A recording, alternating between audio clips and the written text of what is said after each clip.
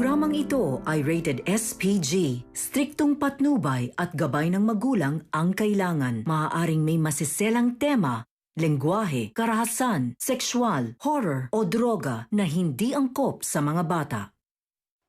Ikapahama kaya ng grupo ni Annalyn at Zoe ang lugar na napuntahan nila? At bakit na kay Doc Carlos ang telepono ni Doc Lyndon?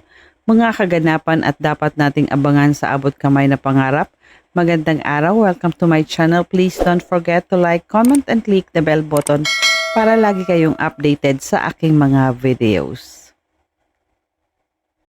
Ikinalungkot ni Annalyn nang malaman niyang umalis na si Doc Lyndon papuntang Dubai nang hindi man lang nagpapaalam sa kanya ayon sa nurse na kausap niya.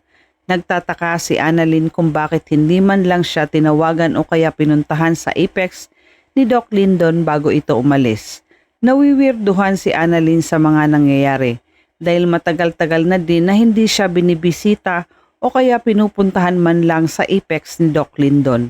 Nagsabi naman ang nurse kay Annalyn na siguro may dahilan kung bakit hindi nakapagpaalam sa iyo si Doc Lyndon.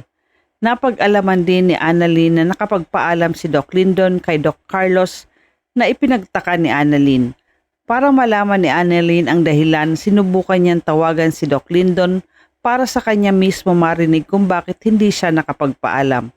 Pero bigo si Annalyn na makausap si Doc Lyndon dahil hindi nito sinasagot ang tawag niya.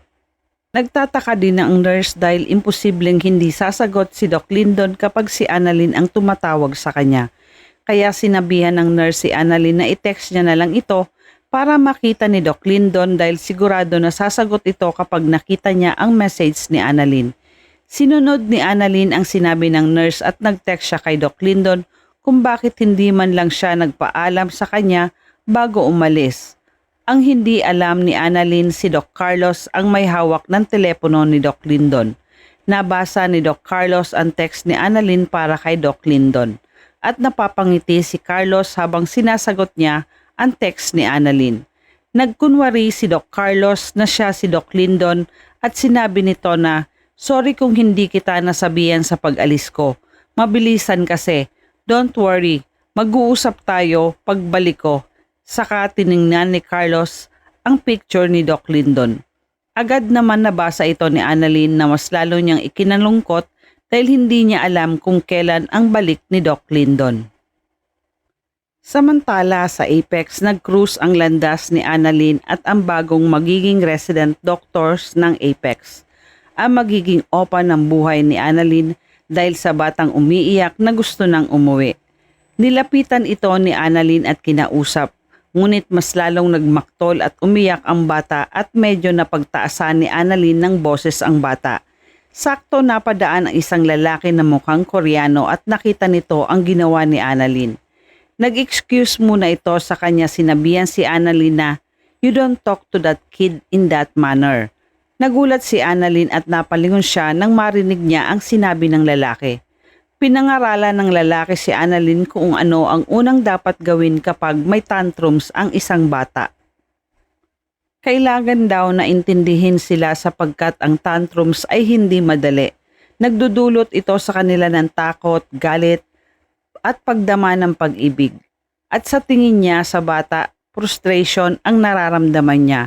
Naitanong naman ni Annalyn kung ano ang magandang idea na pwedeng gawin. Hindi makapaniwala si Annalyn nang sabihin sa kanya ng lalaki na kailangan lang daw na huwag itong pansinin at pabayaan lang hanggang sa tumigil ito. Nagsabi naman si Annalyn na, "Excuse me, bakit ako makikinig sa'yo? Sino ka ba?" At mas lalong nainis si Annalyn dahil dinadaan siya sa pakyut nito at inaakala ng lalaki na sinabihan niya ito ng cute. Napansin ng lalaki na nagagalit na daw si Annalyn sa kanya dahil nakikita niya ito sa mukha ni Annalyn. Kaya sinabihan niya si Annalyn na kung gusto mo, pwede kitang tulungan para mawala ang galit mo. At habang nagtatalo ang dalawa, biglang tinulak ng bata si Annalyn kaya natumba silang dalawa ng lalaki na halos mahalakan siya nito. Agad na patayo si Annalyn at nagsabing, "Bastos ka ah." Humingi naman ng pasensya ang lalaki sa nangyari. Galit na pinagsabihan ito ni Annalyn pero walang naintindihan ang lalaki sa mga sinabi niya. Maya-maya lumapit ang bata sa kanila para mag-sorry na ikinatuwa ng lalaki dahil kahit papaano ay may magandang na rin nangyari. Saka ito nagpakilala kay Annalyn na siya si Kim Yung at pwede niya rin itong tawaging Opa. Kinabukasan sa Apex nakahanda na ang lahat para sa gagawin nilang medical mission habang sila Chang Susan, Josa, Lynette at Annalyn inaayos na din ang mga gamit na dadalhin nila. Nagtanong si Lynette kay Josa kung wala na ba daw silang nakalimutan dahil malayo ang pupuntahan nila. Sinigurado naman ni Josa kay Lynette na naasikaso niya na ang lahat at nabili niya na din kay Diwa ang lahat kung paano niya aasikasuhin ang kapiterya. Nang biglang nagtanong si Chang Susan kay Lynette kung okay lang siya. Agad naman nagsabi si Lynette kay Chang Susan na okay naman siya at wala naman siyang nakalimutan.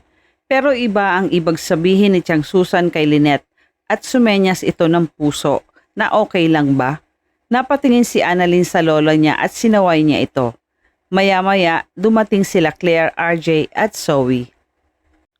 Sila ang napagbili na ng ate Giselle niya na sumama sa medical mission dahil hindi makakasama si Giselle at masama ang pakiramdam nito. Hindi naman alam ni Lynette na kasama si Claire at RJ sa gagawing medical mission. Iniwas ni Lynette na huwag tumingin sa dalawa dahil masakit para sa kanya ang makitang may iba ng kasama ang lalaking mahal niya at nasasaktan pa din siya.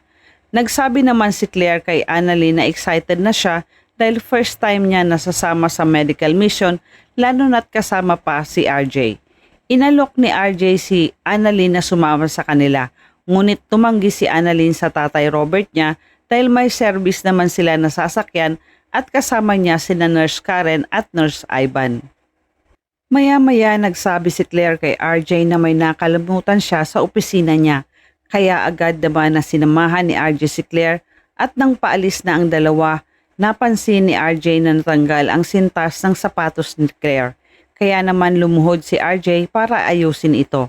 Nakita ni Josa ang ginawa ni RJ kaya agad niyang sinenyasan sila Chang Susan, Annalyn at Lynette na tingnan kung ano ang ginagawa ng dalawa. Agad naman na lumingon sila para makita kung ano ang sinasabi ni Josa. Nagulat sila nang nakita nila kung gaano ka-sweet ang dalawa. Habang si Lynette napahawak na lang sa batok niya, saka iniwas ang tingin niya sa dalawa.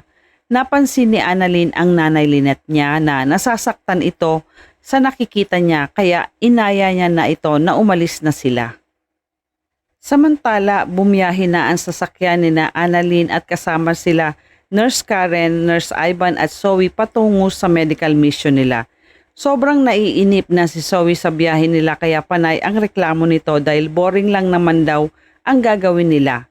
Panay ang tanong ni Zoe kung malayo pa sila habang binabaybay nila ang daan. Nagsabi naman si Annalyn kay Zoe na isipin mo na lang na makapagbibigay tayo ng libreng mga gamot tsaka medical supplies dun sa pupuntahan nating health center. Pagalit naman na sumagot si Zoe kay Annalyn na, di ikaw na ang magaling. Napansin ni Nurse Karen ang daan na parang dumaan na sila dito kanina at ganon din si Nurse Ivan, napansin niya din ito. Pinatigil ni Annalyn ang sasakyan para makapagtanong sila. Pagbaba ni Annalyn ng sasakyan, may narinig agad siyang batang sumisigaw, kaya hinanap niya ito. Nagtanong sila sa babae na nakatira doon, "Ate, ano po yun?" Kinakabahan na sumagot ang babae, "Andyan na ang batang demonyo, nanuno sa punso." Nagtaka sila Nurse Karen. Ipinaliwanag ng babae na lumalaki po kasi ang ulo nun kasi palabas na ang sungay niya. Sa tagal ng pag-aantay ni Zoe sa loob ng sasakyan, biglang lumabas si Zoe habang si Annalyn naman ay pumasok sa loob ng bahay kung saan may narinig siyang batang umiiyak. Nagtanong si Zoe kung saan na naman pupunta yon. Nataranta sina Nurse Karen at Nurse Ivan kaya sumunod na ang dalawa kay Annalyn at napasunod na din si Zoe sa kanila. Ano kaya ang mangyayari sa kanila? May matutuklasan ba sila? At ano ang ginawa ni Carlos kay Doc Lyndon? Bakit hawak ni Carlos ang telepono ni Doc Lyndon? At yan ang ating pakaabangan dito lang sa Abot Kamay na Pangarap. Huwag bibitiw at huwag kalimutan mag-subscribe. Maraming salamat po and God bless.